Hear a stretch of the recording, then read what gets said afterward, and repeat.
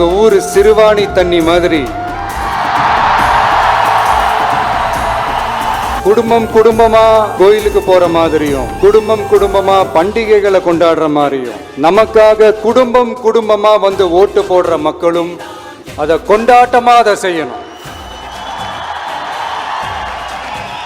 நேத்து பேசும்போது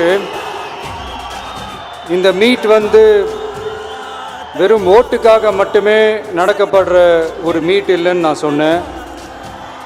ஏன்னா நம்மளுடைய டிவிக்கே வெறும் அரசியல் ஆதாயத்துக்காக தொடங்கப்பட்ட ஒரு கட்சி கிடையாது. சமரசம் என்ற பேச்சுக்கே இங்கே இடமில்லை.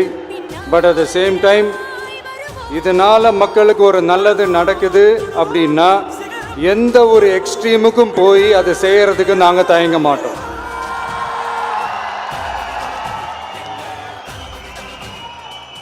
நம்மளுடைய இந்த ஆட்சி அமைஞ்சதும் ஒரு சுத்தமான ஒரு கிளீனான ஒரு கவர்மெண்ட்டாக இருக்கும்.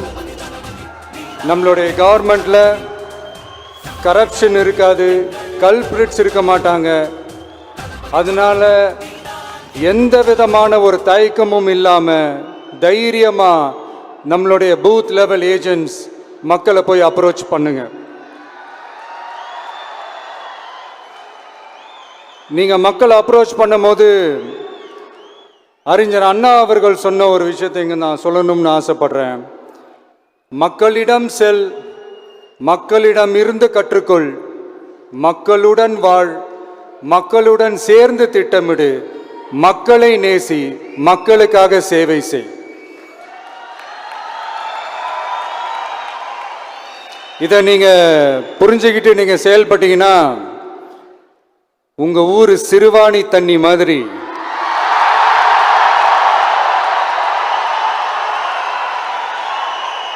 அவ்வளவு சுத்தமான ஒரு ஆட்சியா இது அமையும். இன்னும் ஸ்ட்ராங்காக சொல்லணும்னா நம்மளுடைய தமிழக வெற்றி கழகத்தினுடைய இந்த ஆட்சி ஒரு தெளிவான, ஒரு உண்மையான, ஒரு வெளிப்படையான ஒரு நிர்வாகம் செய்யக்கூடிய ஒரு ஆட்சியாக இது அமையும். அதனால் இது நம்ம சார்பாக நீங்கள் ஒவ்வொருத்தரும் இதை மக்கள்கிட்ட கொண்டு போய் எடுத்து சொல்லுங்கள். இன்னொரு முக்கியமான விஷயம், பூத்துக்கு வந்து ஓட்டு போடுற மக்களுக்கு உதவியாக இருக்க வேண்டியது நம்மளுடைய கடமை.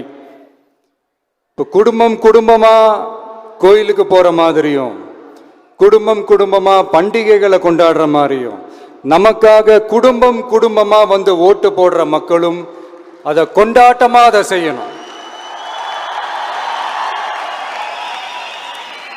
அப்படி ஒரு மைண்ட் செட்டை நீங்க மக்களுக்கு நீங்க ஏற்படுத்துங்க. and then you will know, you will see TVK is not just another political party but a liberation rally. இந்த வெற்றியை நாம் அடைவதற்கு உங்களுடைய செயல்பாடுகள் தான் மிக மிக முக்கியம். நீங்க தான் இதுக்கு முதுகெலும்பே. ஸோ அதை மனசில் வச்சுக்கிட்டு நீங்கள் எல்லாருமா சேர்ந்து செயல்படுங்க.